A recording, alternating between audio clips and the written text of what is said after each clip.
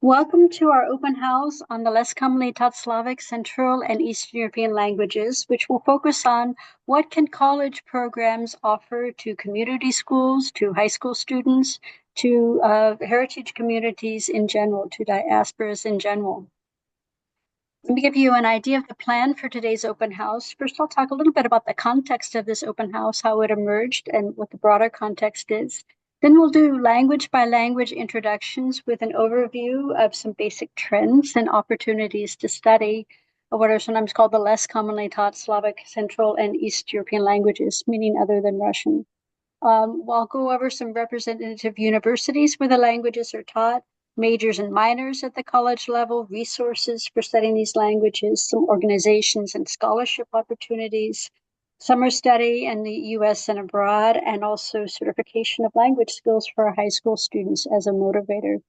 Then, depending on what works best for you, we may go into breakout groups or we'll stay together and have a more general discussion about things like combining language study with various types of majors, including STEM, about the advantages of studying a less commonly taught language, the doors that it can open that you may or may not be aware of, and some of the advantages of a multilingual background that make those of us who teach in higher education absolutely thrilled to have you and your kids coming to study with us.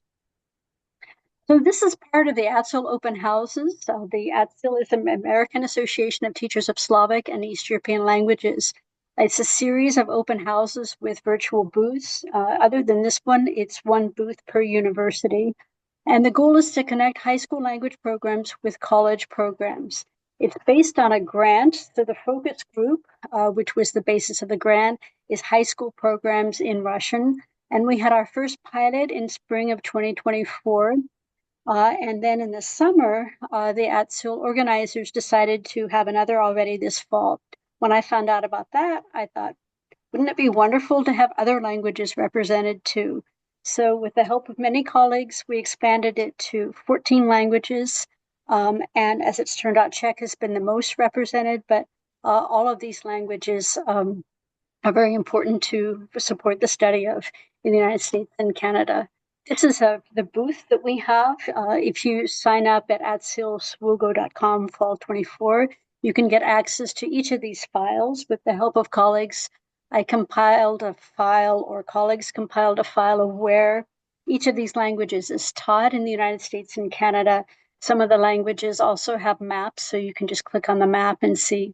But there's more detailed information in the files that you can download, or if you're here, you probably have my email and you can email me and write to me and get any of these files that interest you.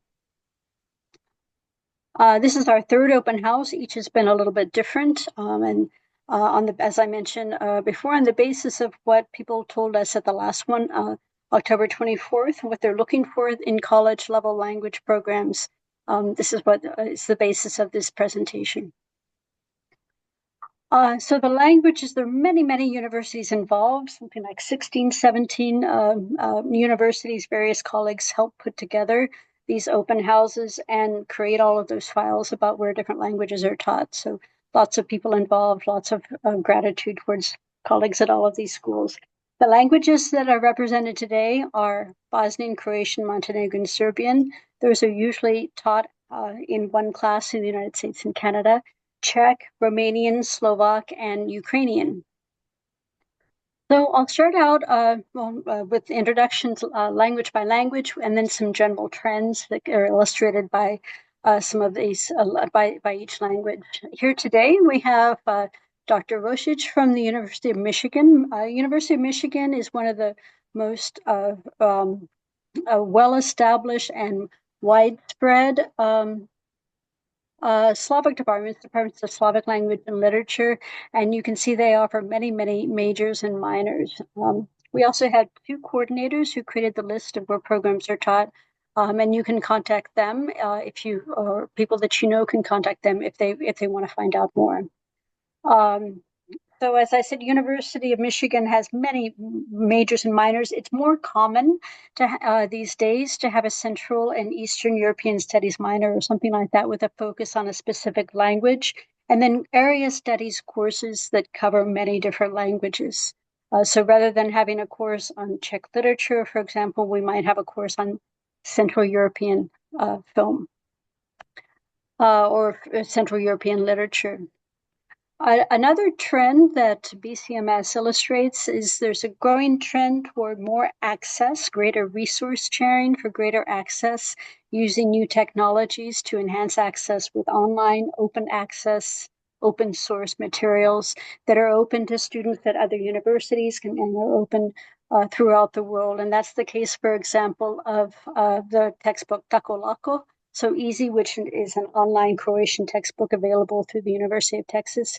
And also Christian Hilche here is also from the University of Texas, and he has a really great open access online textbook called Reality Check that you might want to take a look at.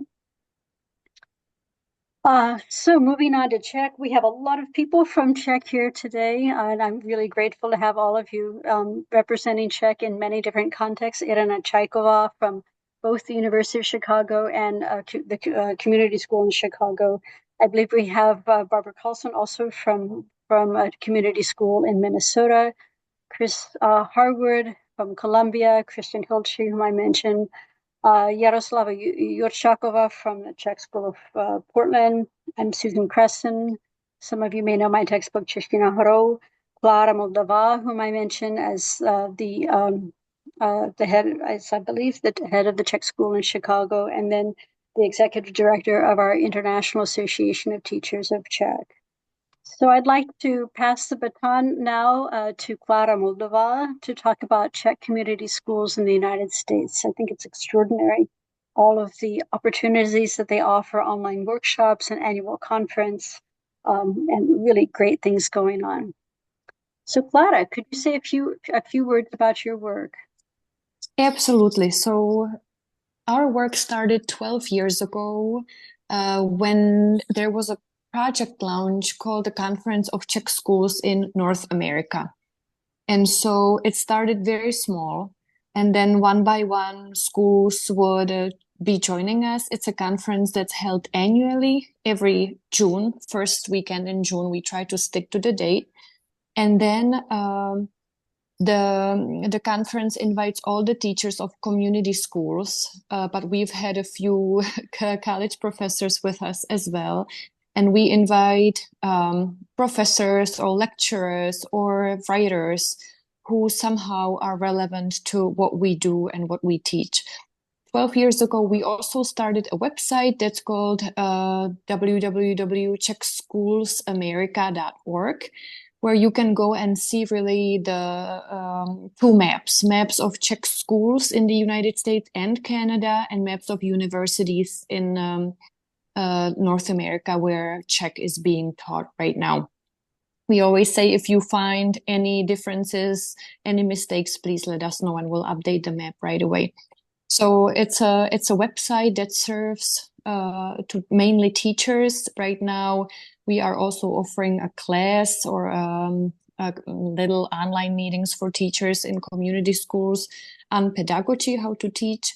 And yeah, we're planning another conference for, again, the first weekend in June, and this year in Boston. So if there are any teachers who would like to join us, or anybody, we don't really invite teachers only, they can let us know. I think that would be that. Thank you very much. So lots of opportunities for professional development, for training through the Czech community schools. One question, could people who teach at community schools of other languages also take part in these workshops and conferences? And the conference is held in Czech. So if they do speak the language, I think the topics would be relevant. Just this past year, we had many workshops on how to teach, how to approach classes with different ages, etc. So I think certain workshops would be relevant, but it's targeted on Czech-speaking teachers. Mm-hmm. So if you know a similar language, you may be able to catch quite a lot. Or let us know and we'll let you know. It really depends on the particular program we offer that one year, but we'll be happy to consult with anyone. Great, thank you so much. All right, that I want to mention in terms of an ongoing trend, something that may be of interest to all of you in all languages, and that's the state level seal of biliteracy, which is a certification of abilities in a language that students can use for college credit. They can put it on their college applications, they can put it on their CVs, etc. This seems to be a good motivator for high school students. High school students have so much going on in their lives, and finding time to continue studying their heritage language can be difficult. So this can be a motivator for that. It's awarded at the state level with varying criteria state by state. There's a Czech test developed in Minnesota. Let's give a shout out here to Česká Slovenská škola, Twin Cities in Minnesota. It can be used elsewhere. So here are the criteria in Minnesota. It's different state by state. So this may be something you may be interested in for your families or at schools where you teach. And these are the languages that have been awarded the seal of biliteracy in Minnesota: Czech, Polish, Ukrainian, and others I'm sure are on the way. Now I'd like to turn the floor over to Veronika, who's the executive director of the International Association of Teachers of Czech. And here's just a little bit of information. Anyone with an interest is welcome to join the IETC, or you can check out our annual meeting too. Hello. Thank you, Susan, for organizing this very important meeting for promoting our languages. So I am teaching at Harvard for the past 11 years in the Slavic department, teaching Czech studies along with Professor Jonathan Bolton.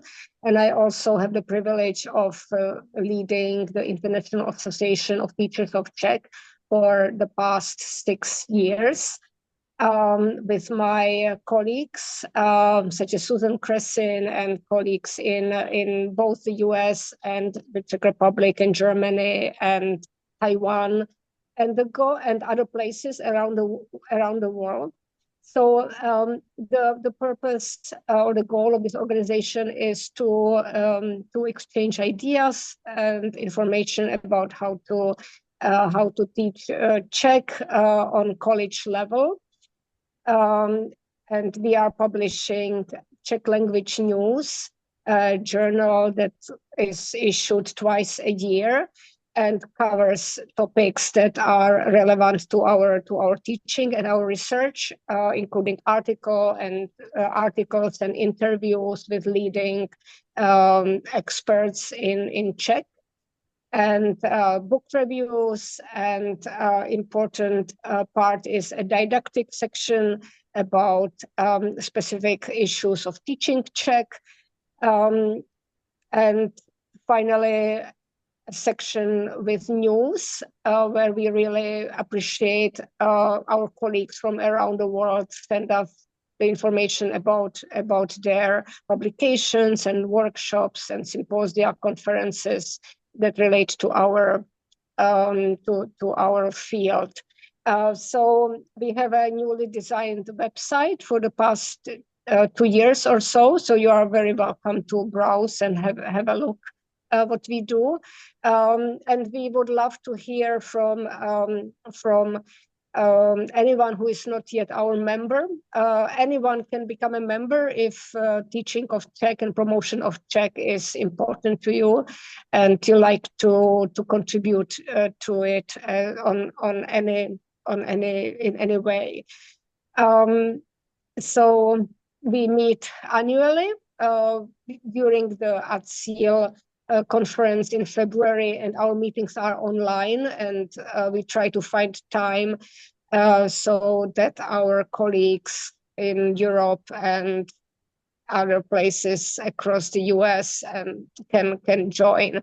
So very much inviting you to attend our next meeting. You don't have to be a member to come to our meeting. And ask questions and contribute in any way. So please check us out. So here you have the information about our website, and we would very much like to hear from you. Yep. If you're associated with the Czech Community School and want to send your news or send a brief write-up about your school, I think we'd be very interested to have that kind of collaboration with you. Very much so. So we published several articles about the seal of biliteracy in our earlier issues, and definitely look for updates and maybe hearing from those of you who were involved in testing students and developing the test or using it in your communities. We would love to hear about that as well. All right. Thank you very much. Moving on to college level Czech, I'll just say a few words about some things that I do. Maybe the last 14 years or so, I've organized panels at Seal conferences on teaching the less commonly taught Slavic and Eastern European languages. If you teach at a community school, if you teach at the college level, any of the languages represented at this open house are very welcome. We have language instructors from different languages, to various contexts, international. We always have a few people from Charles University, all levels of teaching, heritage, otherwise. We'll find that's all very interesting for us. We also organize panels on film, literature, and anything that's of interest to us. Christian, do you want to say a word about your open source online textbook? Sure, I'd be happy to. So I am Christian Hilty. I teach at the University of Texas at Austin. So we actually teach 3 years of Czech, first through third on a regular basis, and beyond that level, we offer independent studies. I also wrote the textbook Reality Czech, which is a massive textbook for learning Czech. It's aimed at beginning learners of Czech, so it's essentially zero knowledge of the language. It's all based around interview videos, and these are a set of interview videos that correspond to topics that are really, basically just everyday topics. So food and drink, weather, clothing, daily activities, hobbies, your studies, all sorts of those things.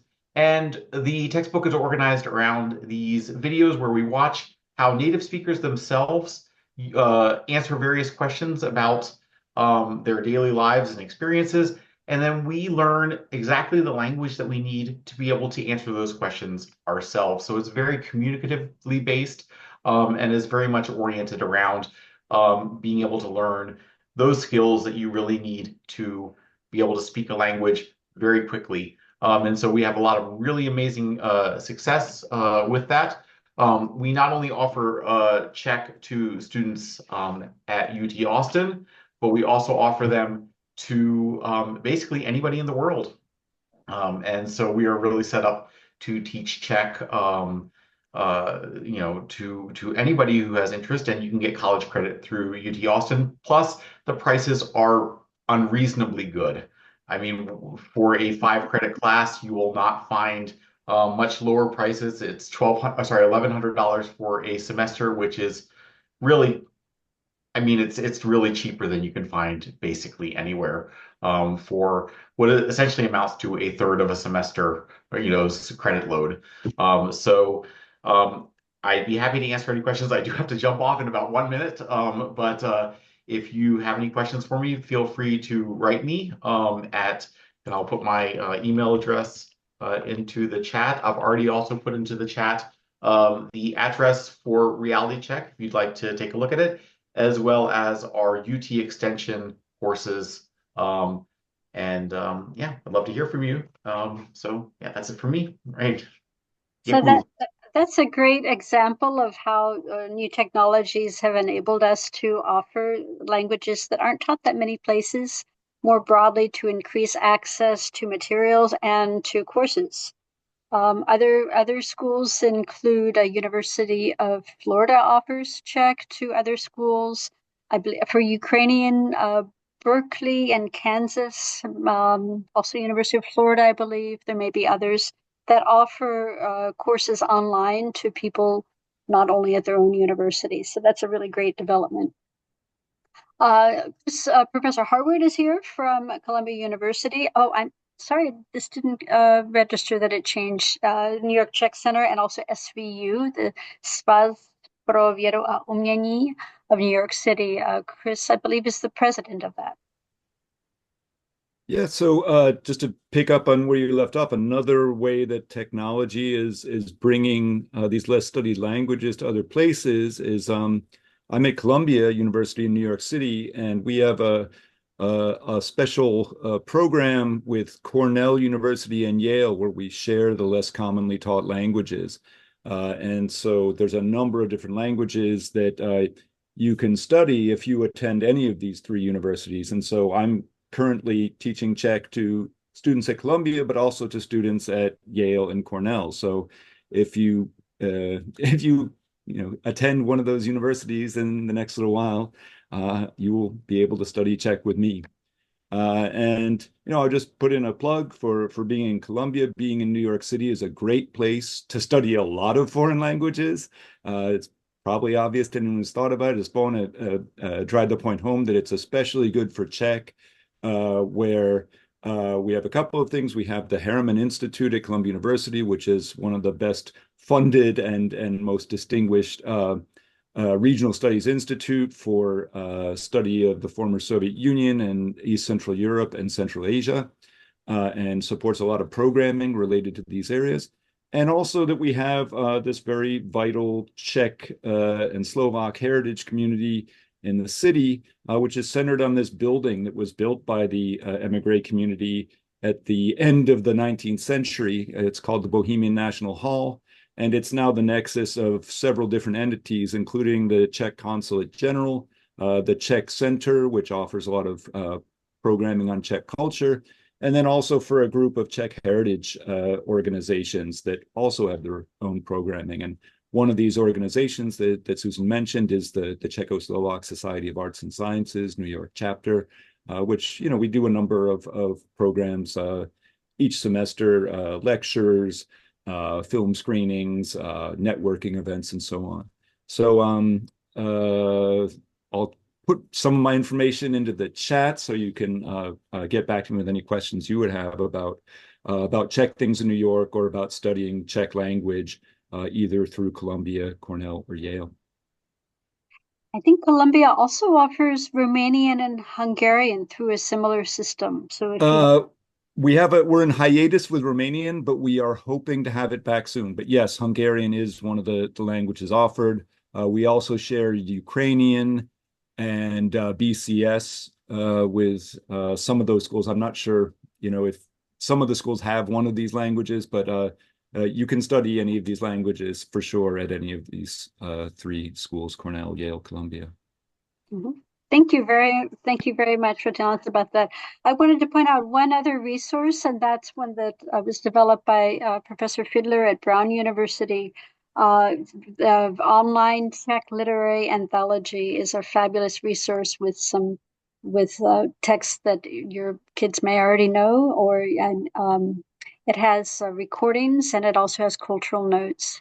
Reality Check, I think, is also very good for heritage learners, for people who grow up hearing Czech, especially if they don't have literacy skills, haven't developed literacy skills, because there's the tag, you can compare the text with language that they're used to and context that they're used to. So build from what they know to more writing skills.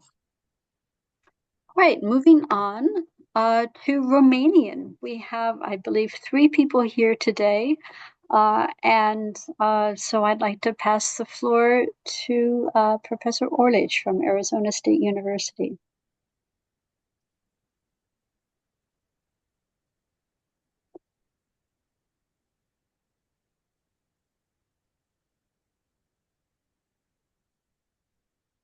Maybe you need to be unmuted. I'm not sure. Or if Professor Orlic had to go, if we could have... No, she's here. She's here. I am unmuting myself. Can you hear me now? Fantastic. Yeah, no, I started. Glad to have you.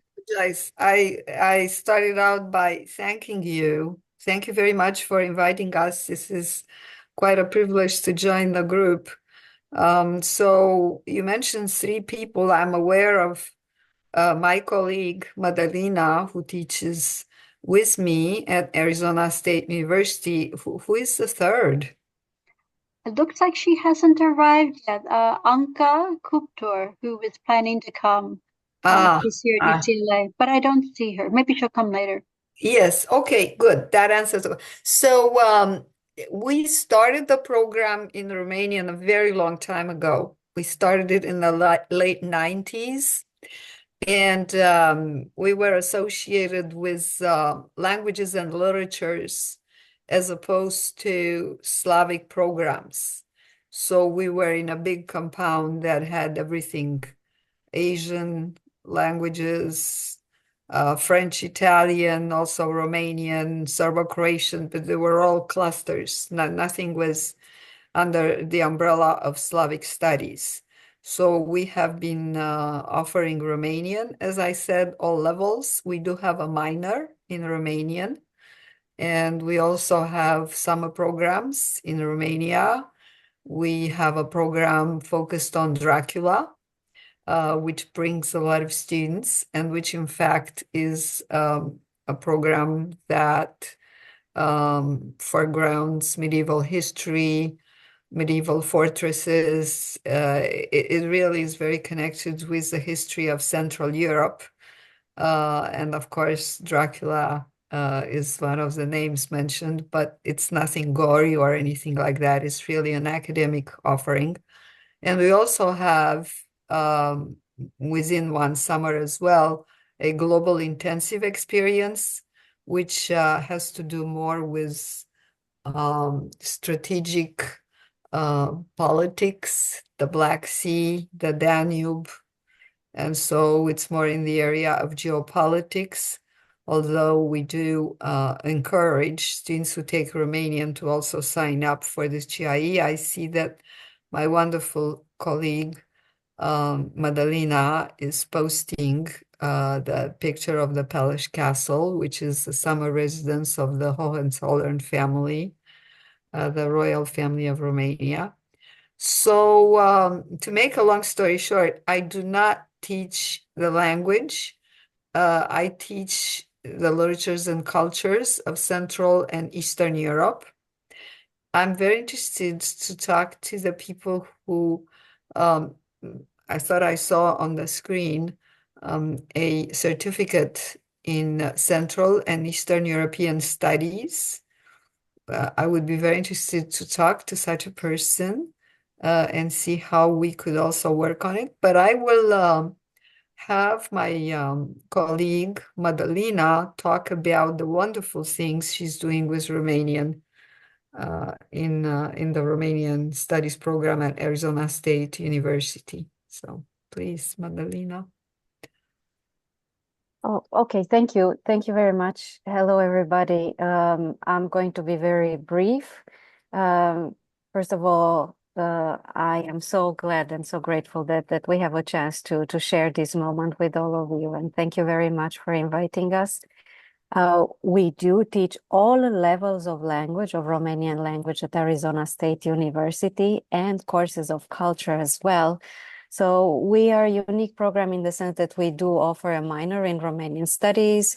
We offer both online and in-person courses. And we see a trend towards hybrid courses right now as well, although we see more and more students in the online courses. Even students who are on campus sometimes prefer to take online courses, right? But we offer anything from 101 to the most advanced proficient level.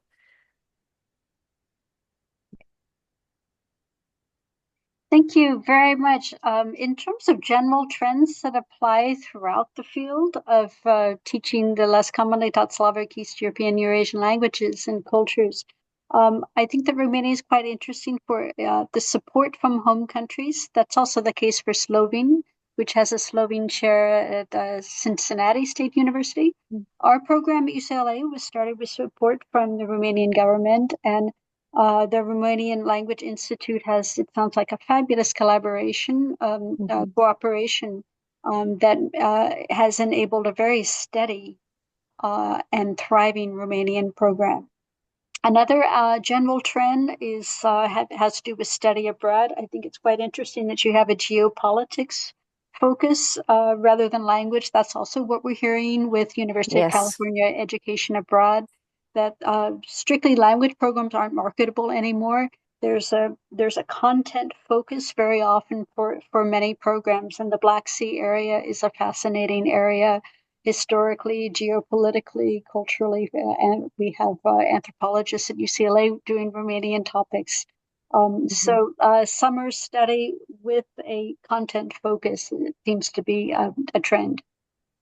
Exactly, yes. And the fact that we have two programs and both of them have run successfully over the past summer tells you that there are students very interested in these particular kinds of programs, be it on the basis of their interest in Dracula and myths and legends and fairy tales, or based on their interest in sociopolitical changes in Central and Eastern Europe over the past decades. Yeah. Mm-hmm. Yeah. Thank you very much. Thank you. So I Thank you. wanted to mention a few things about support from home countries. That's also a general trend that's on the rise. There's a Czech language program some of you may or may not be aware of for people of Czech heritage, both adults and children or high school kids. I'm not quite sure what levels. With UJOP, the Kurs Češtiny pro krajiny, that might be something that could be of interest for some people at the Czech community schools. And also the Hungarian has a birthright program. Other countries may too. I know that Armenia does. Many of our students in LA do that. So that might be something to look to. These programs tend to be quite well funded. For those, something that came up last week was that those with very high level language skills, university studies at your heritage country, in your heritage country of heritage, the institutions there may be an option. It could be significantly cheaper for a year, for all 4 years. That's an option that if you have very high language skills, you might consider. For Czech, I believe they require B1, B1, intermediate, high level, so that you can function at a university level. But that's again a motivation to continue and work on literacy skills. Internships in the European Union may be possible, even paid internships for those with dual citizenship, especially. So there are many advantages that people from community schools and the diasporas have in terms of higher education and work opportunities. So let's now turn to Slovak. We're thrilled to have the director of the Slovak Studies program, Renata Kamenarová, and I believe we might also have Feror Božík, who represents the Czech and Slovak School of Atlanta, and possibly someone from Česká a Slovenská škola from Twin Cities. But let's turn it over to Renata now. Dobrý večer. Good evening, everyone. Thank you very much, Susan, for including also Slovak. And as you just heard, I'm the director of the Slovak Studies program at the University of Pittsburgh, and that's fortunately the only program we have in the United States. I really wish there would be more courses or programs focusing on the Slovak language. So this is really a privilege for me to teach Slovak at this university. The program was founded in the early 90s. The Professor Martin Votruba was the head of the program for more than 28 years. And the program has a large endowment, and thanks this we can, afford to have the full-time position at Pitt. That helps also lowers the pressure with the enrollments.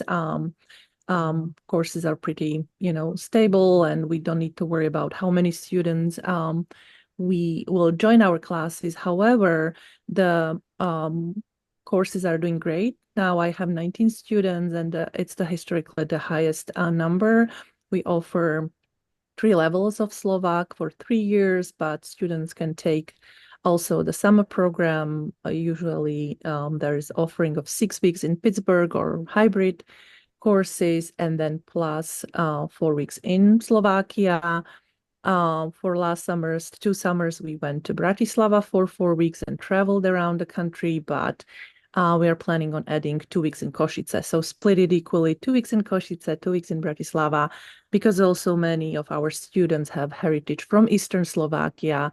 So we are making sure they can spend in the villages their ancestors came from, at least, 2 weeks, and focus on Eastern Slovakia a little bit more. So as I mentioned, students can get minor in Slovak language here at Pitt, and they need 15 credits for that, and they need to get to at least advanced low, proficiency in speaking Slovak, and also we encourage them to take cultural classes. Recently, we are offering 3 courses in English, focusing on Czech and Slovak and Central European film. Another course focuses on Eastern European immigration to Pittsburgh specifically. And the third course we just launched is called Contemporary Cultures of Eastern Europe. We are co-teaching it. You already mentioned Liliana Dureško, which is my colleague. She's focusing on Balkans. I cover Central Europe, and then there is Katie Manukian, who is also the director of the Summer Language Institute at Pitt. She covers the Ukraine and Russia and Eastern Europe. That course is also our gateway course, because we would like to switch our major in Russian towards the Slavic major. So currently we have Russian major and 4 minors in Polish, Ukrainian, Slovak, and BCMS at Pitt. And I'm happy to answer other additional questions you might have. But last information maybe is that coincidentally, we will prepare also a conference for the first time in person of the community-based heritage Slovak language schools here at Pittsburgh. Teachers, about 20 teachers, are coming from 8 weekend schools from Boston, Twin Cities, Washington, New Jersey, New York, Philadelphia, and North Carolina. I'm really happy that they will be here for several days and will discuss their problems, but also I'm offering a methodological training that will help them hopefully with their teachings and questions they might have. And that will end with the Slovak Heritage Festival we organize every first Sunday in November here at Pitt, where thousands of people, mostly with Slovak heritage, come visit and celebrate their heritage. You are all invited. If you are nearby, come and join us this Sunday. Okay, thank you. Thank you. I don't know if you can do an attachment in the chat, but if you can, could you put your beautiful flyer in the chat for us? Definitely. I'll do it right now. Everyone I've shown this to is jealous that you have such a beautiful flyer advertising your program. All right, so a few general trends. Support from the local Slovak community enables 3 years, if I understand correctly, of Slovak language study at the University of Pittsburgh. And I think that your program has been a model of community outreach and programming, which is something that we could all do, inviting people from the community. Did I hear correctly? 1,000 people come to your Heritage Fair? So the Heritage Festival, it might be even 1,000 or 2,000. It's really crowded, the big first floor in the Cathedral of Learning. And there are many vendors, performers, people from the representatives from the embassy, performers from Slovakia. And we have also big fraternal organizations as sponsors. So we, of course, wouldn't be able to run such a big festival without them. It's estimated that it's second largest festival in the US. I'm not sure, there might be other, wonderful Slovak festivals, but this is the only one organized by the university, by our program. And it's really crowded, but it's hard to tell how many people come. This year, we'll try to count them. We were volunteers covering all 3 entrances, so hopefully we'll have a better understanding how many people, but there are definitely more than 1,000. That's a fabulous example of community outreach and mutual support between Pitt and Slovak communities, not only in Pittsburgh. Another thing that I found particularly interesting about your program is that you have a collaborative US overseas summer language program with 2 weeks each at the University of Pittsburgh, and then in Bratislava, and I guess also in Košice. So these collaborations, this is a general trend. I believe that in general for these languages, a lot of collaborations between the home countries and universities here. So let's move on to Ukrainian. Today we have Svetlana Melnik from University of Indiana, which is one of the universities in the United States that has many different languages within the Slavic department. They really walk the walk of being Slavic and not only Russian. I want to also mention Alena Dashkivska, who coordinated our Ukrainian studies list, and I can send that to anyone who would like. She's from the University of Alberta, where they have a Ukrainian center. There's also an International Association of Teachers of Ukrainian. As a general trend, before I pass the floor to Svetlana, I just want to mention again online materials that are used internationally, open access, and also for self-study. There's been a large rise in interest in Ukrainian, and not enough instructors of Ukrainian available, so these materials have been particularly important. Here's a couple of examples written by Alla and Olena in introductory Ukrainian, and also Ukrainian for professional communication, focusing on business needs. Introductory Ukrainian as an online textbook was one of the first, and it emerged with the idea of trying to spread access to learning Ukrainian to Canadians who may live far and wide apart. So having an online textbook and online courses, they were some of the pioneers in that. Another characteristic of Slavic languages, and including Ukrainian, is that sometimes people start learning these languages knowing some of another Slavic language, and so they can apply their knowledge, adapt their knowledge of the grammar of another language. And that's addressed quite well in an open access resource by Alexandra Valo at the University of Kansas. So these are available to anyone who wants to study Ukrainian on their own or with a tutor. Olena has been generous recommending tutors for people who don't have access to a teacher of Ukrainian. And a shout out to the International Association of Teachers of Ukraine, which has been around for a couple of years. And like the Czech organization and the Polish organization, it is associated with ATSIL. It's an affiliated organization. Svetlana, could you say something about Ukrainian studies in the United States and Canada? Yes, thank you so much. First of all, I'm here representing not just the Ukrainian studies and my university, Indiana University. I'm here representing the International Association of Teachers of Ukrainian, and I would like to encourage my Ukrainian colleagues to join the association. So we are organizing different events and workshops, professional workshops, so please join us and find on Facebook, basically. I would like to say a few words about Indiana University because I'm representing here Indiana University. I will try to be very brief. Recently, we created a Ukrainian minor at Indiana University. We also offer all levels of Ukrainian, elementary Ukrainian, intermediate Ukrainian, and the advanced Ukrainian as an independent studies. We do teach intro to Ukrainian culture and as well as many different courses with the Ukrainian content.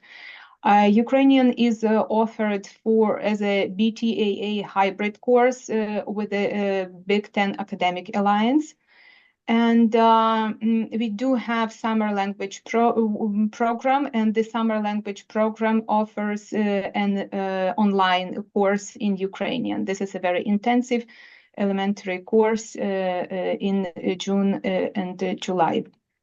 Unfortunately, due to the war, we do not have opportunity to study Ukrainian abroad in Ukraine, but there is one opportunity in Warsaw through the SRAS. So students are able to go to Warsaw to study Ukrainian there. Before we had before the full-scale invasion, we had wonderful programs in Ukraine. Right now, the Ukrainian Catholic University offers actually I believe, an online course in summer. We have at Indiana Ukrainian Studies Organization. We also organize a very important Taras Shevchenko conference in March usually.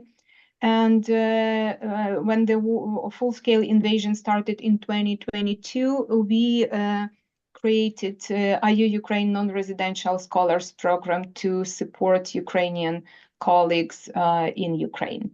This is, I will be happy to answer all of your questions if you have, and I hope to talk to my colleagues maybe in a separate breakout room. Thank you. Wonderful. Thank you so much.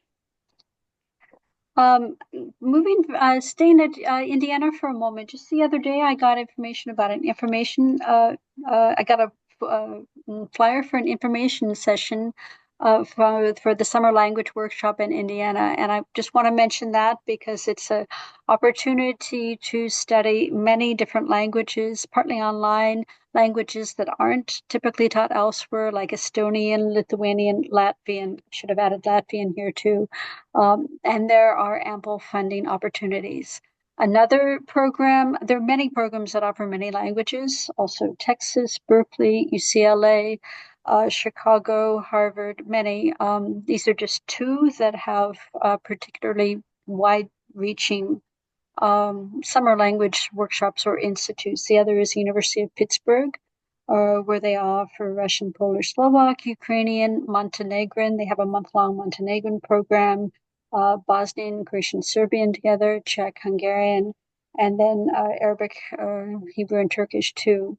And this is a general trend too. It says here more than half the participants in the summer programs come from schools outside the University of Pittsburgh system. So if you are a high school student or a parent of a high school student and you're wondering about opportunities to keep studying your heritage language, summer programs at universities are definitely not open only to people at those universities. You have a wider range of choices. Indiana would welcome anyone from any university, as I understand, who has if for the higher levels who has the prerequisites. And these courses are open. You don't have to go to a specific school where they have a program in the language to be able to study the language. As far as the Big Ten, we heard last week that the Big Ten is more than the Big Ten. Maybe there's a little 10 too within the Big Ten. So that if you go to a school in the Midwest and you want to learn Ukrainian or Czech or Romanian, these languages are offered by Indiana, I believe Romanian by Ohio State, to many different colleges and universities. So if you're interested in a specific school that doesn't have the language of your interest, you can ask if they have an agreement with another school within the Big Ten plus. So a few programs in the Czech Republic. There are also opportunities to study in the Czech Republic. The Letní škola slovanských studií is held at universities in 5 different cities. So, for example, if you have family near these cities and you would like to study near your family, there are these 5 options for studying Czech, for example. I'm sure there's similar things in Slovak that Renata could tell you about. Center for International Training has a program in Prague. CIE has various programs. CIE has done something similar to what we heard about from Arizona State with their global, the geopolitics of the Black Sea region. They have specialized programs. The courses aren't so much language. The programs aren't so much language-based as thematically based, or they can be based completely or in part on internships. Harvard has a really interesting summer program that Veronica runs. It's unusual to have an actual professor running a program, the regular faculty member from a university, where she uses her in-depth knowledge of literature, architecture, all aspects of life in the Czech Republic and Prague in particular, grounding the students. Using things that resources and knowledge that not everybody would have. University of Florida also has a summer program in Prague, and I'm sure there are others. So again, even if you don't go to a school that happens to offer the language that you're studying, using Czech as an example, there are many opportunities to study in the language of your heritage. I also want to mention, going back to Arizona, the Critical Language Institute. Critical languages are languages that are deemed strategic by the U.S. government, and scholarships may be available, and they may be very, very generous. For the examples of relevance for this open house, the Critical Language Institute at ASU are Bosnian, Croatian, Serbian, Macedonian, Polish, Ukrainian. I looked trying to compile a list of where Macedonian is taught in the United States, and as far as I know, this is your opportunity. The summer program in Macedonian is unique. If I'm wrong, let me know. As far as critical language, just another word about that, scholarships from the U.S. government.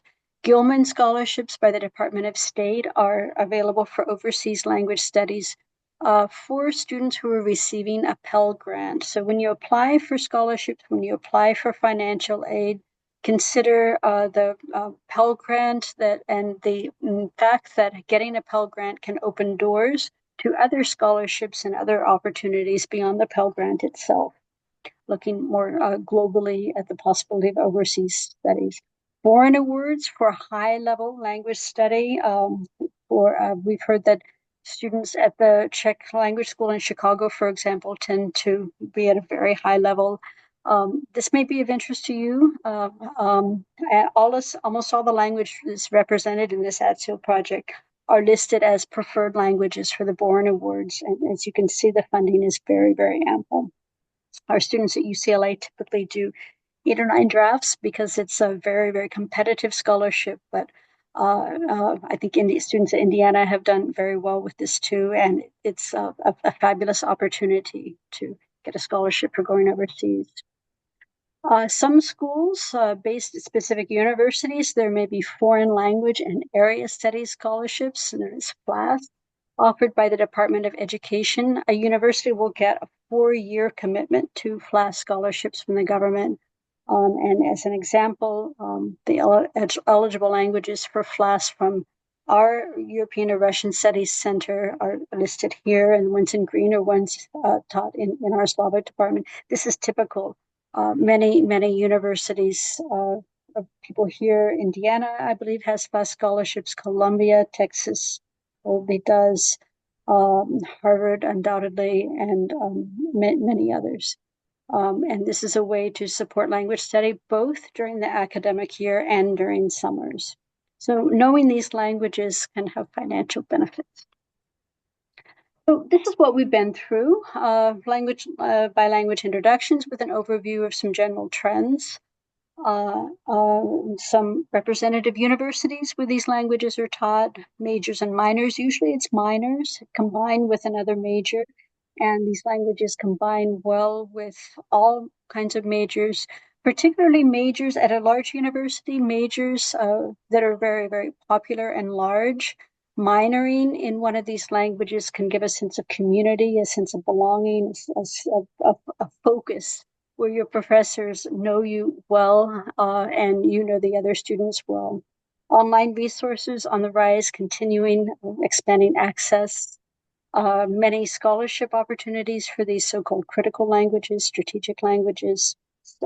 Summer study options in the U.S. and also abroad in combination. And then the seal of biliteracy as motivator and college application enhancement and employment boost for high school students. I think we'll stop here. We can continue to talk about how to combine language study with various majors, including STEM, the advantages of knowing a less commonly taught language, of a multilingual background, and so on. But given time limitations, we may want to do that in breakout groups.